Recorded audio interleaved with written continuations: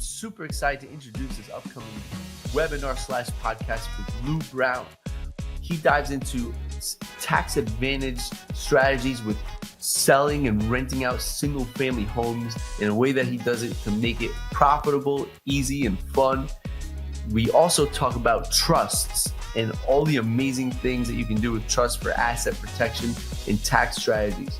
Lou is a man on a mission, creating change and providing affordable housing, doing it in a way that creates success, profitability, and tax savings. And has so much wonderful insight on trust. This is a strategy we will be introducing to some of our clients that are going to be more and more relevant over time as bonus depreciation phases out and their profitability grows. Tune in, you're going to love this talk, lots of value, and subscribe to the podcast and the webinar for more great insight.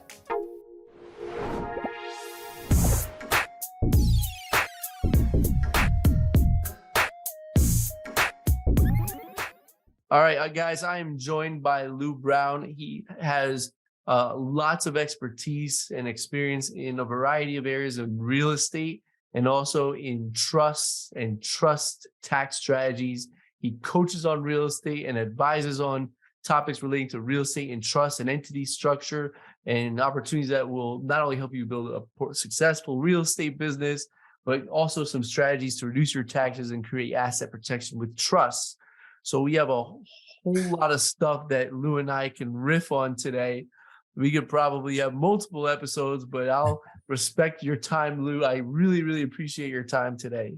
Let's start off, Lou. Let's get a quick introduction to you to start off. Tell us a little bit about yourself in 60 seconds or less. Well, Mark, thank you for the opportunity. I love real estate. I love trusts. It's something that you and I hold a lot of close kinship on. And I've been buying, holding, and selling real estate now for over 40 years. Bought my first house when I was 18 years old. I was able to buy that house by taking over the existing financing on the property. I've done that ever since. I've never been to the bank. I've never qualified for a loan on a single family or small multifamily property. I discovered that the seller could be the bank when you structure it correctly. And so as a result, I've continued to do that way. Also, I've developed hotels, land, bought land, divided it into lots, condominiums. I've done a lot of things, and I love single family homes. I think there's so much wealth and so much protection and safety in single family homes. And there's so much we can do with them that I created a program called the Path to Home Ownership, where we help deserving families, regardless of credit or financial background, to end up with home ownership. So in the evolution of that, I actually created a brand called Certified Affordable Housing Provider, where I show real estate entrepreneurs how they can get in the business, do the business.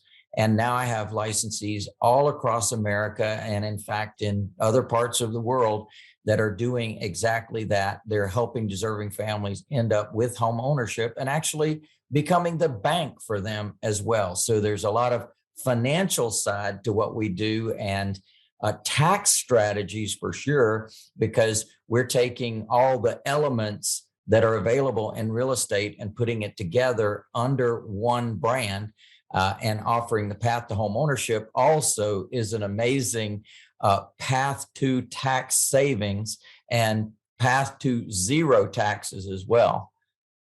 Amazing. So, what's interesting, what you told me about right here. Well, first, I want to share just some of the things that I've found for some of our clients. So we do have a lot of early professionals, and there's something called a professional mortgage for your first time you buy a home. And so if you are a CPA, a pilot, a nurse practitioner, a lawyer, or a doctor, they say you have the credentials and education to show that you are capable or will be capable to hold a mortgage. While you may not qualify or have the down payment, you can get a home with zero money down and zero PMI. You don't even have to go through the VA loan or anything like that. So that's a good opportunity. There's NACA, NACA, but that takes a lot of work and commitment from what I hear. And cost.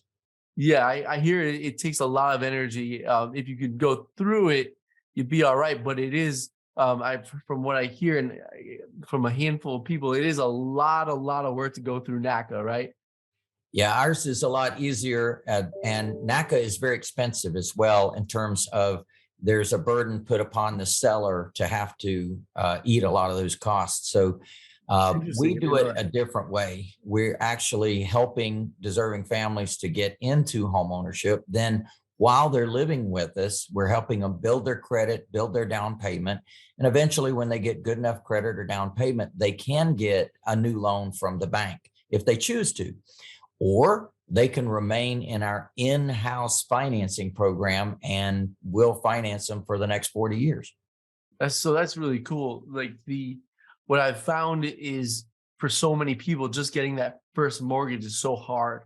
And especially in New York City, where a lot of my family is, that you have to come up with 20% down. In New York, you can't get anything decent for, under $250,000.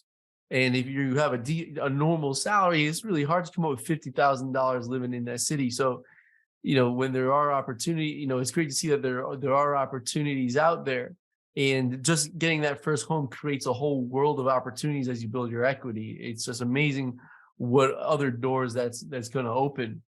Well, they've done the studies and they say that people who are renters, their net worth is around $5,000, and people who are buyers or owners, their net worth is $250,000. So there's a great divide between those that rent and those that buy.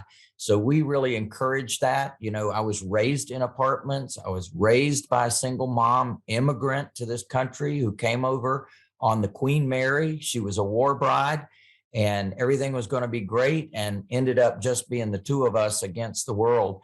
And I was raised in apartments until I bought my first house when I was 18 years old. And I can tell you, it was one of the best decisions I have ever made in my life, because that really got me on the trajectory to be able to build wealth. And it is a truly amazing vehicle. I don't know anything that comes close to real estate in truly building safe, secure wealth. Now, so do you help families purchase properties with zero money down, low money down? What's the process? No, we don't do no money down. However, we do have a VIP, well, you might call it a house on layaway program, where people can join us with little funds, and then every pay period give us more build up on our VIP program until they earn or build up enough for their option to purchase a property. So an option to purchase costs about 3.7% of the value of the property. We give them up to 3 years to buy. While they're living there, we also credit them every month $100 towards the purchase of the home every month that they pay on time. So we're helping them build up their down payment. And then when they do exercise their option to buy, we'll take that original option fee amount and credit it to the purchase of the home as well. So we're really giving them an ability to build up that money while they're living with us.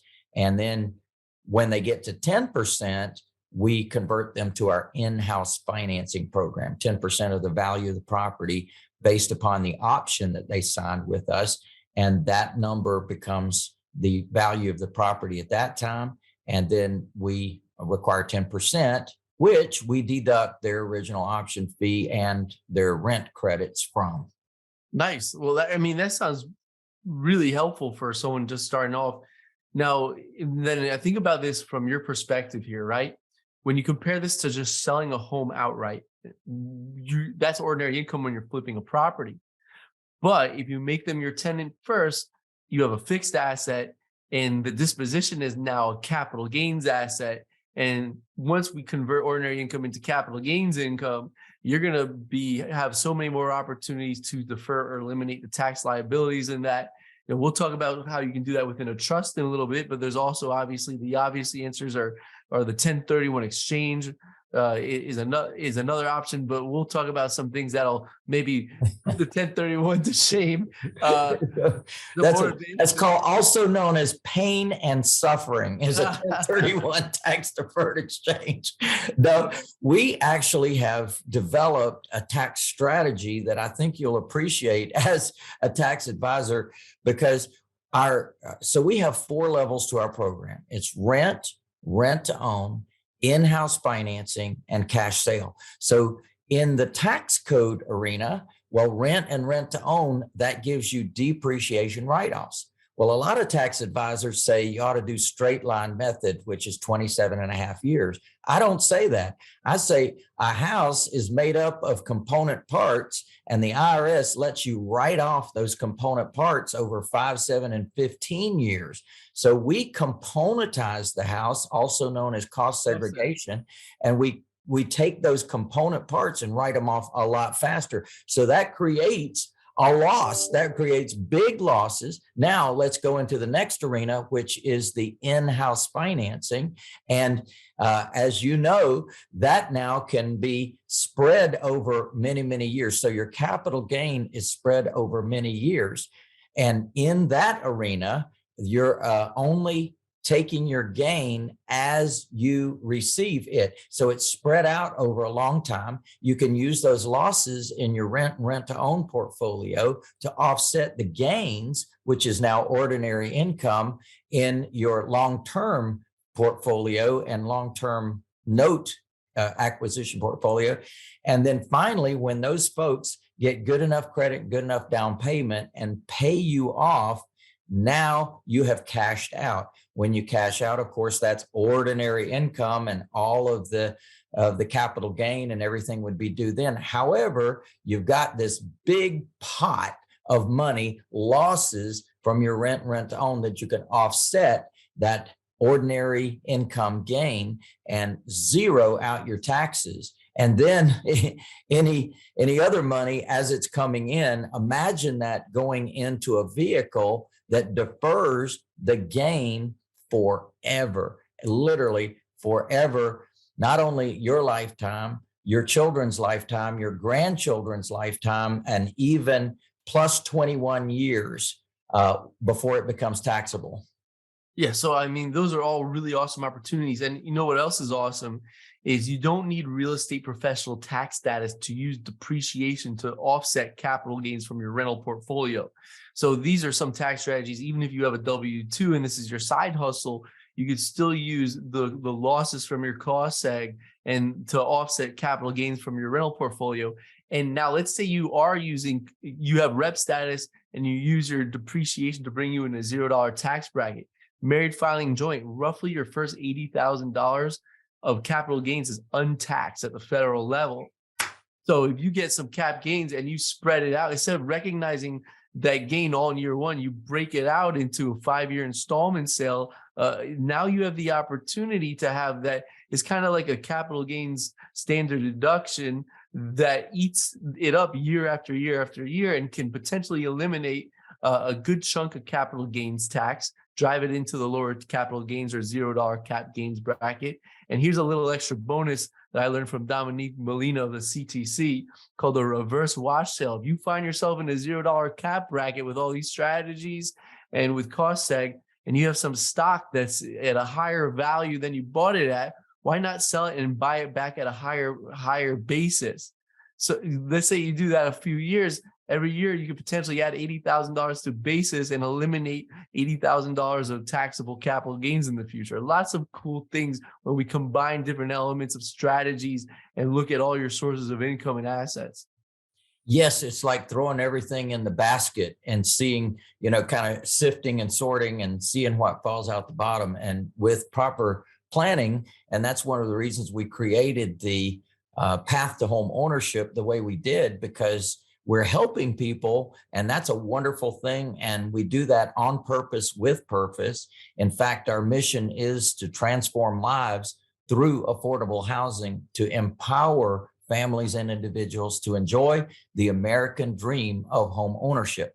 Now, with that mission, imagine that as your business model, and you're helping people. Meanwhile, you're attracting a whole lot of different folks that are deserving families, and they would love to have home ownership. However, due to circumstances, maybe they had a setback, a medical setback, breakups, breakdowns, all kinds of things happen to human beings during their lifetime. I say that we're beings and bodies on a journey, and we're here to learn whatever it is we're here to learn. And so based upon that experience that a lot of people have had, we're able to step in and help them. And so different people come to us at different stages in their life and their spectrum. Given that, we're able to serve them, and it's an amazing tax model because of the fact that we're taking different parts of the tax code and we're putting it all together. So the rental depreciation, the cost segregation, the installment sale, and then the cash sale using these offsets puts us in that zero or hopefully lower tax world. Yeah. So, this may be the point in our conversation where a lot of the casual people may have dropped off when I was talking about taxes for a little long there in the last point. But what I really find interesting here is that you said your favorite type of asset is single family rentals, because what I've found a lot of investors in my network say is that they're not a fan of single family rentals because it takes a while to close on the asset. In the same amount of time, you could close on a multifamily, or you could do a short-term rental vacation home that'll cash flow twice as much. But my guess here, why it works for you, is if you're doing this with lease to own, you're going to get tenants who really respect the property if they intend to turn it into their homes. But I've heard some horror stories on tenants abusing single family homes. Can you enlighten me and the audience on why you love single family homes so much? Well, think about it. When that person is moving in, they're giving me a big hunk of money, right? And from an income standpoint, as a landlord, and I certainly have been a landlord, and we certainly have done multifamily properties and all that sort of thing. So it's not a foreign matter to me. But all those people, when they moved in, they gave me something called a security deposit that I had to put in the bank and tell them what bank it was in and what account number it was in. And in some states, you even have to pay interest on that money. And you can't spend it. You can't do anything with it, as opposed to an option. When I get an option fee in or a down payment in, that money is mine to spend. So I can recycle that money. I can reinvest that money, put it into more assets, making more money. So definitely it's the attraction of getting that big fat down payment when they move in and getting that monthly payment month after month after month after month after month that they're living there. It's like getting a monthly dividend instead of a quarterly or an annual dividend. We get monthly dividends on our assets. And then I've got a caretaker. Exactly as you pointed out, I've got a caretaker living in that property, improving that property. Mark, it would shock you what a lot of our residents have done. Brand new flooring, new lightings, new ceiling fans, countertops, sinks, faucets. They're fixing it up for themselves. They're fixing it up as their own property. You never find renters doing that, or extremely rarely do you find them putting any of their own money into a property. No, we're doing something different. We're getting these people into the properties, and then we're keeping them there. We're giving them an opportunity. We're working with them while they're there. In fact, if they have less than perfect credit, we're putting them into credit restoration. We're educating them. We have a twice a month meeting with our clients. From an education standpoint, to help them. So definitely there's a big commitment on our part to see them win at this game. And when they win, we win. So, it's always great when we have models like that. And it's, even Groucho woke up for this because he's so excited. My cat. And to my understanding also, when you get these down payments, these options, it's not taxable income until you close. It's treated as a credit of the purchaser when you close on the sale. So it also has tax advantages as well, in that you're getting access to additional cash before you're actually paying taxes on it, because it's going to count as a credit towards the purchase of that property when that takes place. Well, Mark, you put your finger on another tax benefit. That's a great one. And it is exactly correct. When you get an option fee in, well, that option fee is not taxable until they either exercise their option to buy, or they don't exercise their option to buy. So as a result, you've got that money and you're using that money and you're making money off that money, and it's not even taxable till a later date. Yeah. So just another awesome advantage there. Have you ever done anything um, with this model I'm wondering if qualified opportunity, if you've taken advantage of qualified opportunity zones with this as well.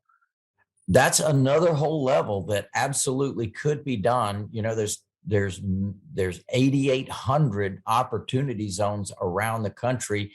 They came in during the Trump administration. They did some amazing things in communities all over to really give them an opportunity to have a better life in those kind of communities. And that was under Dr. Ben Carson. And oh my gosh, what great opportunities that presented for investors as well, because we can come into those areas. It's a 10-year span, and basically you invest in that area for 10 years and you have no capital gains. Yeah. So, and it's like a supercharged Roth IRA, some will say, because you keep it for 10 years and then any gain after that is untaxed. And you have a lot more control and flexibility, and you don't have to wait until you're 59 and a half, like with a Roth. And you can invest in businesses in QOZs and even oil and gas mining wells as a strategy in QOZs, which can be part of your reduction of the deferred cap gains. We talked about that in our last webinar titled Tax Advantage Investments with Chase Ravston, which was a lot of fun. But, we can riff on this forever, and maybe we'll go back to some of these strategies. But what I'm most excited to talk to you about now is having to do with trusts and trust tax strategies and asset protection strategies with trust.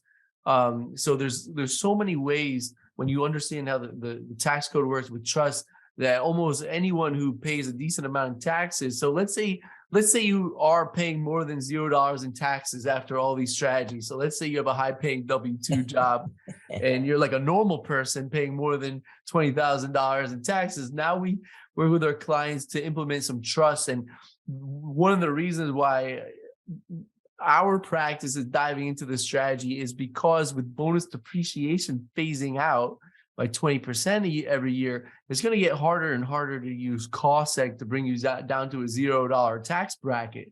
And our clients are getting more successful. They've already front loaded the depreciation on their rentals with the cost segs, and they're maybe running out of time to manage more. So we have some potential tax liabilities, and we're looking to use trust. And then we're gonna integrate that with college financial planning with our clients. And by the way, Ron Carruthers, I was talking to him last night. He says hi. Yes. He's an awesome dude. He's coming on in 2 weeks on the 15th to talk about college planning. And we can use trust and integrate that with a college financial planning to take assets out of the names of the clients and help them qualify for more aid and financing from universities by putting the assets out of their name, and therefore having more advantageous results when they apply for college tuition and financing. So just so many cool things to do here. Well, I'm glad you brought up the subject of trusts, Mark, because I date back to 1982 learning about trusts.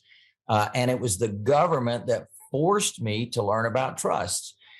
They passed a law called the Garn-St. Germain Federal Depository Institutions Act of 1982.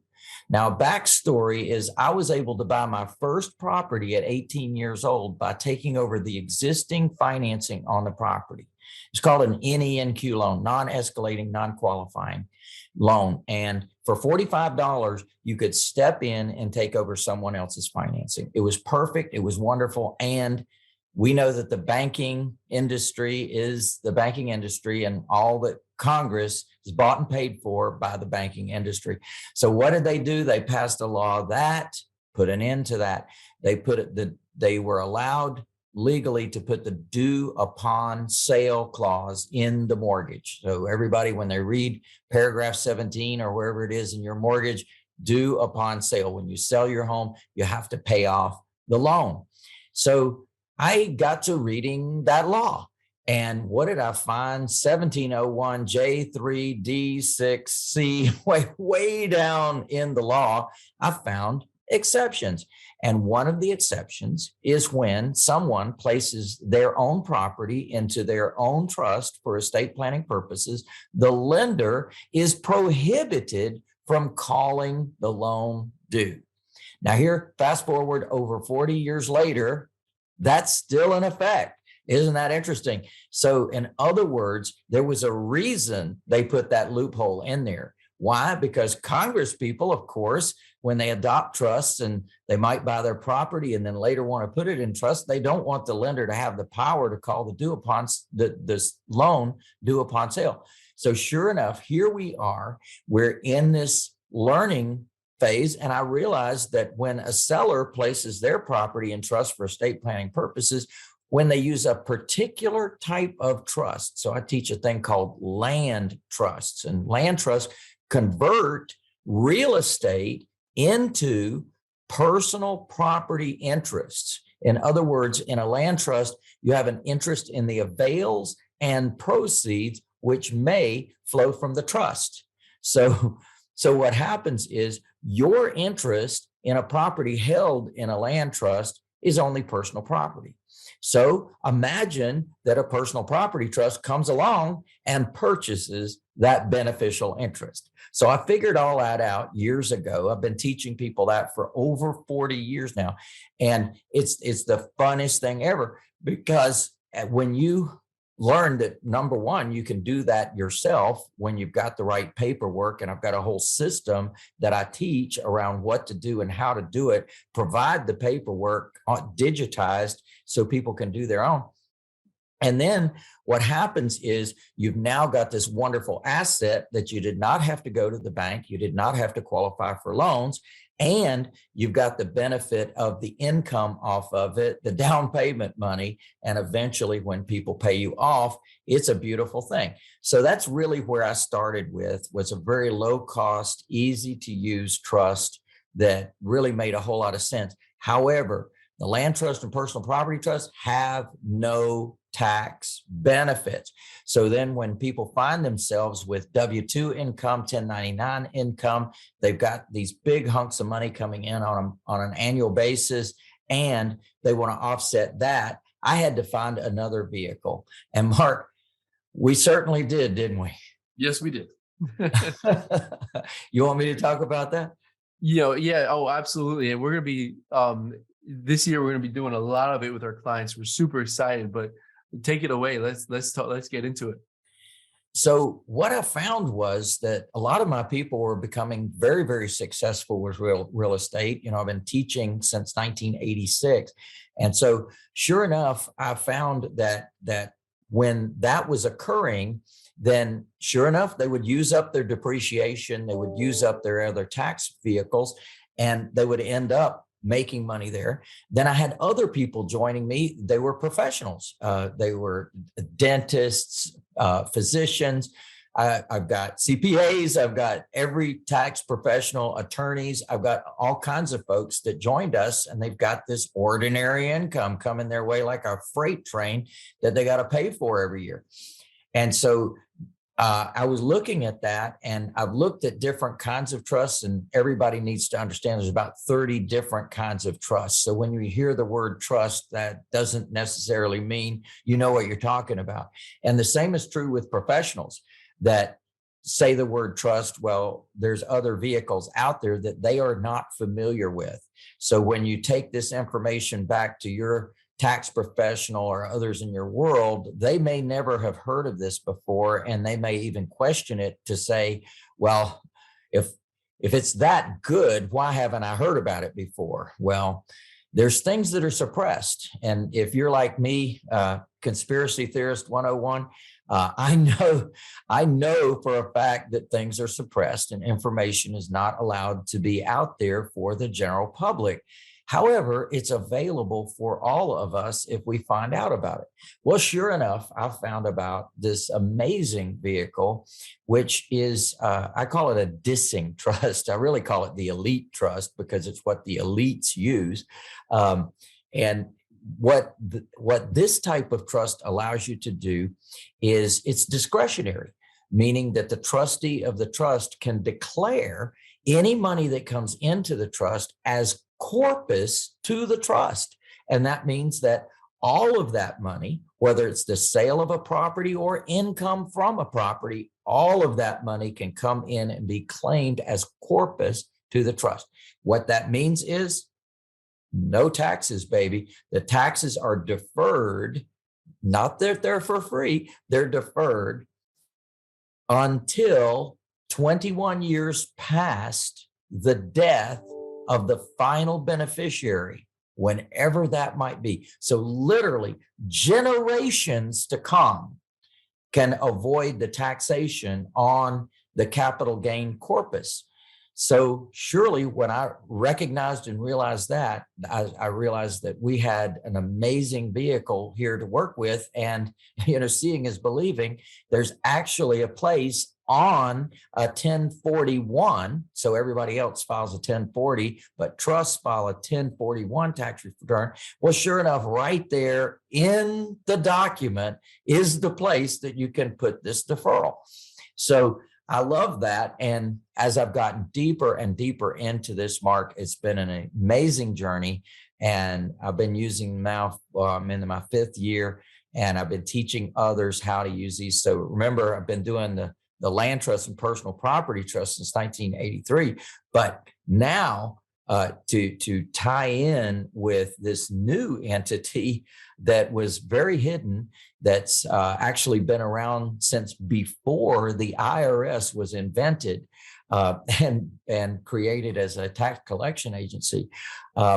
What happened before then is the JP Morgans, the Kennedys, the Rockefellers, all of them created this vehicle. So this vehicle actually has this carve out in the tax code to support it, because it's been here before the IRS got here. So, couple questions now, because there is a tax rate for trusts. So how do we take a trust and a complex trust that has its own tax brackets? How do we make it a tax deferred vehicle? Well, it's simply to declare the income as corpus to the trust. So that's where the deferral occurs. So you're exactly right. There's taxation. However, there's deferral of that taxation. Wonderful. So that's the short story. And now another question I have here. So what's interesting here is that if you're thinking about putting real estate into a trust, real estate typically operates at a loss. Obviously, when you have gains and potential capital gains, not so much. But have you ever had an instance where you're evaluating you have real estate here that will, let's say, you've front loaded the depreciation with the cost egg and it's generating taxable profits at this point. You could put it into this trust and this deferred tax vehicle. But what is there any recapture? Do you know if there's any recapture? So let's say we've written off through depreciation a good chunk. Is there any recapture in that transaction? Well, that's where the cost seg is so good, because there's no recapture of the cost seg except the part that you haven't used yet.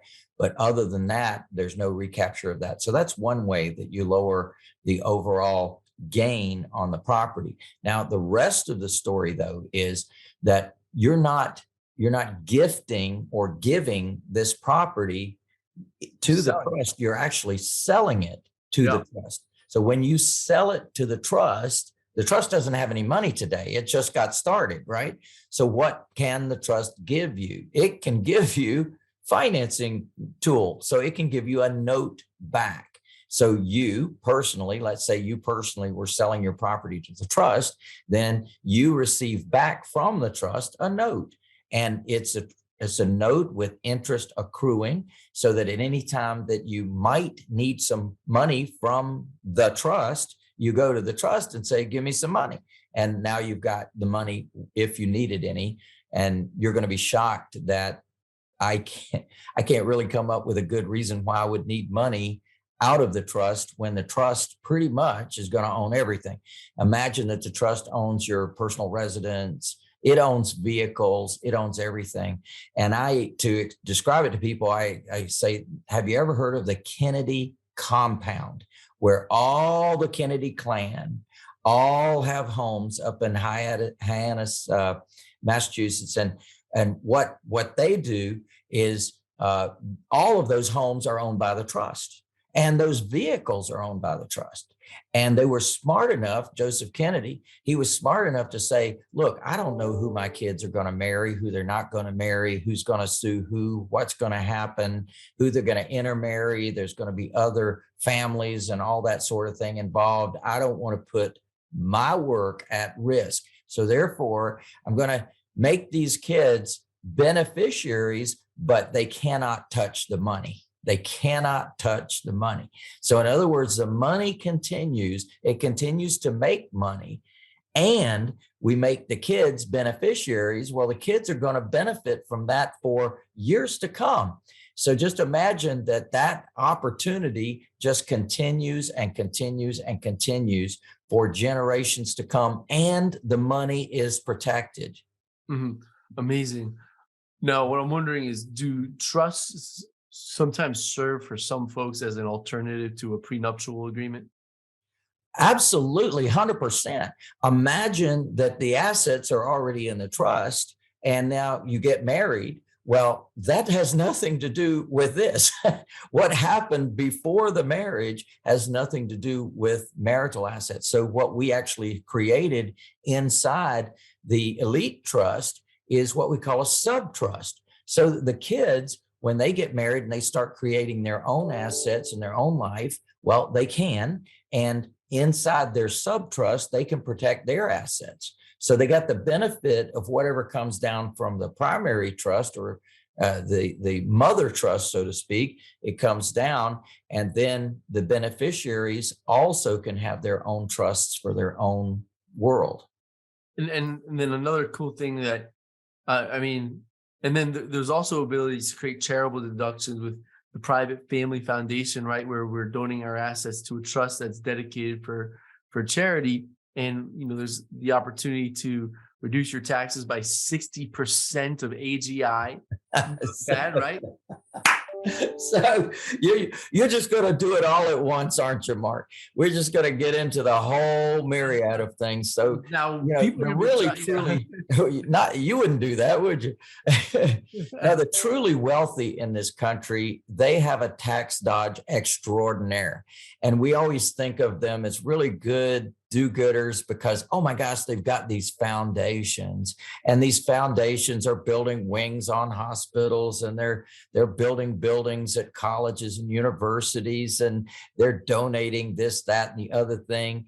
Oh my gosh, what a tax dodge. Because what really happens in the real world is any money that's declared as AGI, adjusted gross income, well, they can donate 30% of that AGI to their own foundation. And this is it's called a private family foundation. And that private family foundation, oh my goodness, they've got to travel the world over, and the whole family's got to go to select the next project. And of course, the foundation has to pay for all of that travel and pay to bring people in from all over the country and around the world to participate in that journey. And then there's another 30% that can be donated to a public charity. Well, guess what? You can become your own public charity as well. So there's just many ways that the wealthy, and we've heard this said for so many years, Oh, yeah. The wealthy just don't pay taxes, but we really didn't know how or why. Well, yeah, now you know how and why. They've got the combination of the elite trust, plus they've got the foundation, and there's just no good reason for them to pay taxes. And by the way, when you look up some of these foundations, like the Gates Foundation, for example, and the Buffett Foundation, and the Pew Foundation, and the Ford Foundation, and the Clinton Foundation, and what do? You actually look at their tax returns, and what do you find? 0.0 taxes on those foundations. Yeah, and what's cool is not only, so there's amazing things, and obviously you want to work with your advisor, And, some of our clients we're working on this with after tax season. Some of our clients we've brought to a $0 AGI with other strategies. So they're not quite ready for the trust strategy yet, but it's on the You mean the horizon. foundation strategy? So trust for other reasons, maybe for asset protection and things like that, which is, and so, you have your reverse corporate veil, even though your assets are in your LLC. What if you get in a car accident? What if you have whatever, or like some sort of fictitious lawsuit against you, and you are the owner of those assets. So in the reverse, the trust can help you protect your LLC from being your LLC's assets from being seized. So there's this whole other world of asset protection where the trust comes in as well. Exactly. So that's another reason why you want to do this. I say that there's about 30 reasons to do trusts over any other entity, corporations, LLCs, limited partnerships, because trust can deliver things that other entities cannot. So we delve into things like probate. Probate is a thing that every dead person, that's the result of every dead person, right? The opportunity for probate. And if they left a will, that's a guarantee for probate. If they left assets in an LLC or corporation, that's a guarantee for probate. Pain in the neck for us, by the way, to do additional return when it's in probate. But sorry, go on. I'm sorry? To do the additional estate return when it's in probate is pain in the neck. Yeah, there you go. And another thing that has to be done, which can be avoided when you own property in trust, any of your properties, hopefully all of your property and your money too, when that's in trust, it avoids probate. And of course, probate is the process by which we take the assets of a dead person and give it to the rightful living heirs, whomever that might be. But that's got to be sorted out by a court, attorneys, filings, judgments, pleadings, all kinds of stuff. And you've got the expense of that, the delay of that, the upsets, the breakdowns, the family responsibilities. Somebody's going to be burdened with having to deal with this. Everybody else thinks they're stealing, and all they're doing is just tearing their hair out, trying to deal with the assets and trying to deal with it. All of that can be avoided 100% by putting your assets into trust. So what happens is, at death, the trust already says who the beneficiary is going to be. So if you're the primary beneficiary, it immediately, instantly at the death goes to the rightful living heirs. And so that is done through the through the trustee process. No probate is necessary. No filings with the court is necessary. No refiling of deeds and titles to vehicles. All of that is eliminated when you've already done it by placing it into trust and then saying who you want to get it. That's exactly what the judge does. So there's no need for a judge, courts, delays, expenses, attorneys, or anything. So there's yet another reason for trusts. And then, Mark, as you pointed out, asset protection. It is a big thing. We know that at least my belief is that our legal system is flawed, and there's winners and losers, and sometimes the winners shouldn't have been the winners and the losers should not have been the losers. And that's because of our flawed legal system. So what I've found is the smarter thing to do is get your assets into a tank. Just think about a tank. If a mortar shell goes off next to a tank, the tank might rock a little bit, but it does not blow up. And we've got other vehicles out here in the world, LLCs, corporations, limited partnerships, weak trusts that people can easily blow up using the court system. This trust is another whole thing. So it has spendthrift provisions in there, which, think about Teddy Kennedy, think about Mary Jo Kopechne, think about there was a murder, death, whatever you want to call it. And what happened was, they didn't go after him criminally, but the Kopechne family went after him civilly. What did they get? They got a big fat judgment against Teddy Kennedy. Were they able to collect? No, at all. Why? Because all the assets were in this trust, this type of trust. And so they went after him personally. He didn't own anything. So they weren't able to collect on their big fat multi-million-dollar judgment. So, and by the way, OJ, same deal.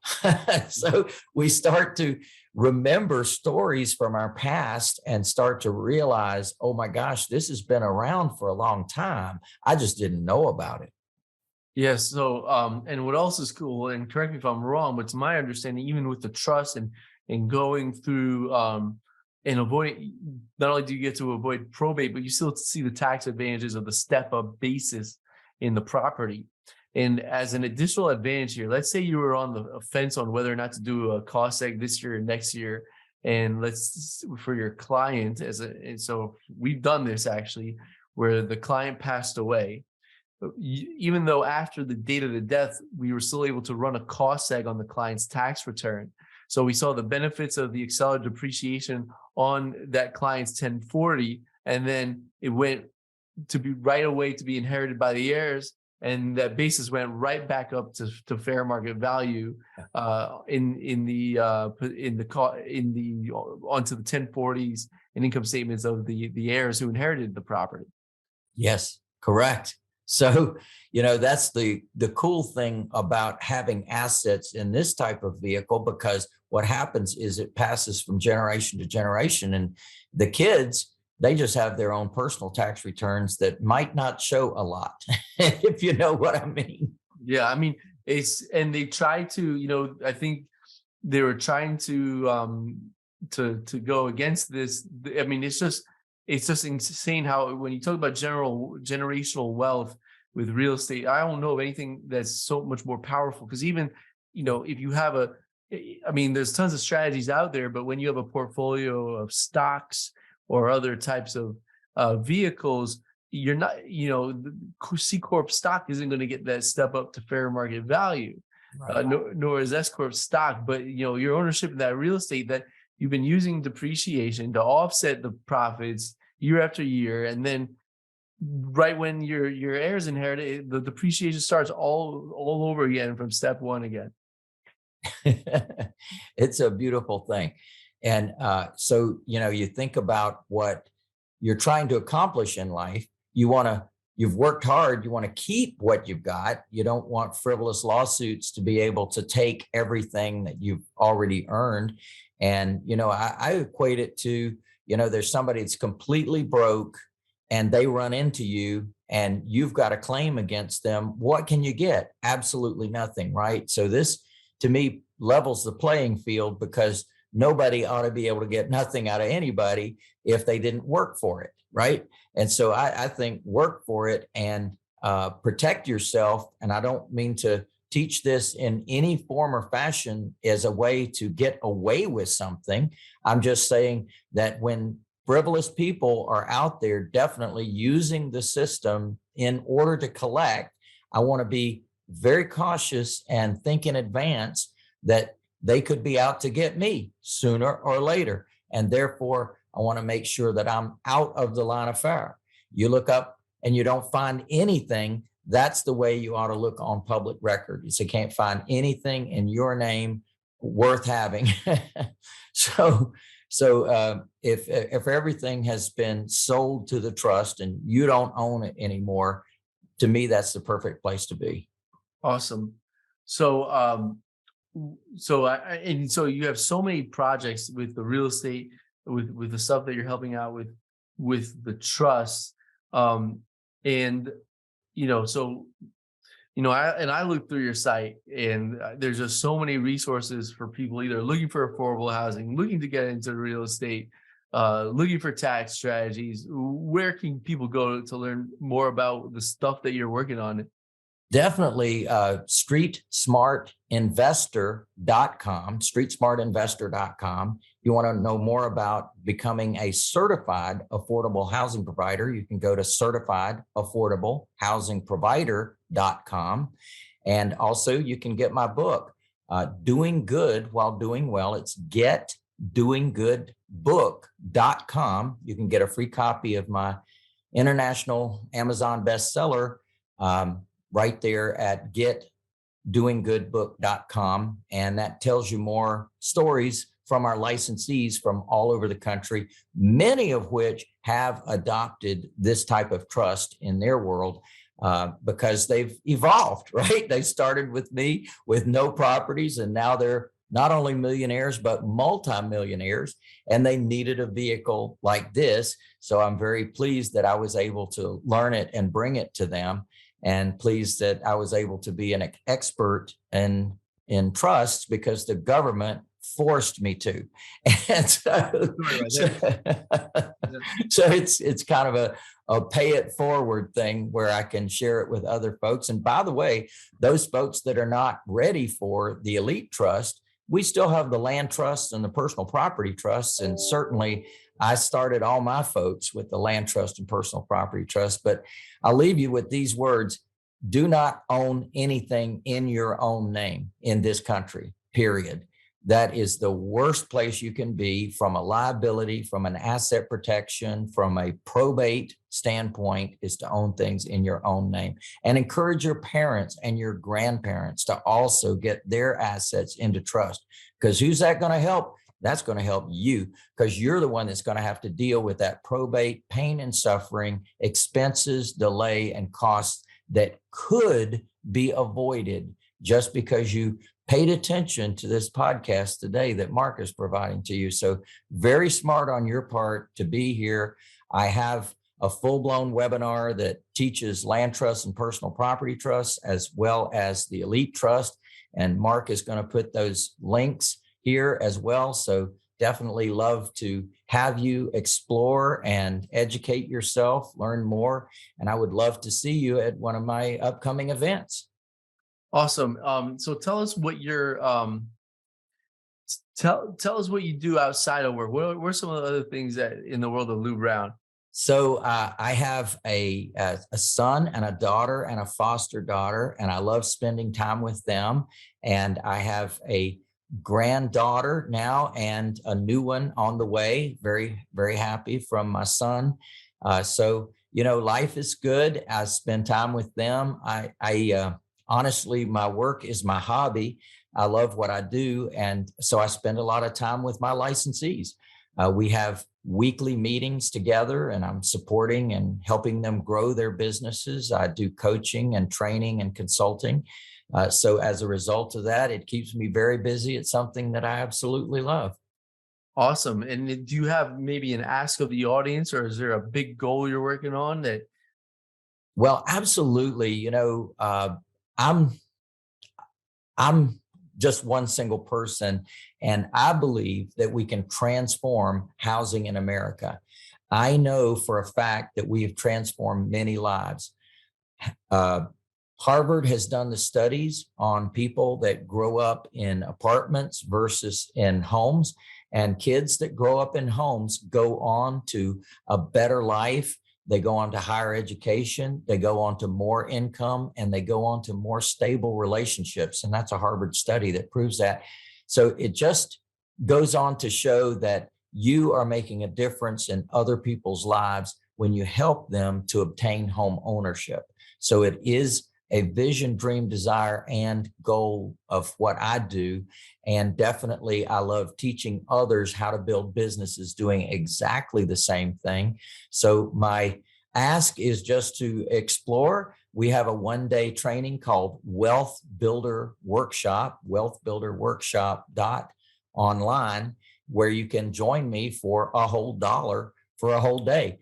And there you can learn more about what we do and how we do it. We do teach trusts there, as well as finding the buyer before you even buy the property. So we're looking for these type of folks that want to be served by us. And then we go about finding a property that will match their situation, making a nice equity in between, arbitrage, where you're making some income on an ongoing basis from that asset, a big fat down payment, monthly income, and then a big fat payment when they pay you off, and give you an opportunity to defer the taxes on that forever. So love just teaching that whole process, and would love to have you come join us. Our 800 number is 1-800-578-8580. That's 578-8580. Look forward to seeing you in the future. Awesome. So lots of great information there. Lou, I really, really appreciate this conversation. Getting your perspective on this stuff, and a unique perspective and a thoughtful perspective, and hearing about your mission. And success is not a zero-sum game. So when you can be successful by helping other people, it's always just a wonderful and gratifying experience. So hopefully you've inspired some of our listeners to do some wonderful things. And we're really excited to share this to everyone. And thanks again for showing everything you got. All right, brother. Well, thank you for the opportunity as well. And I always say, good luck, good health, and may God bless. Have a great day.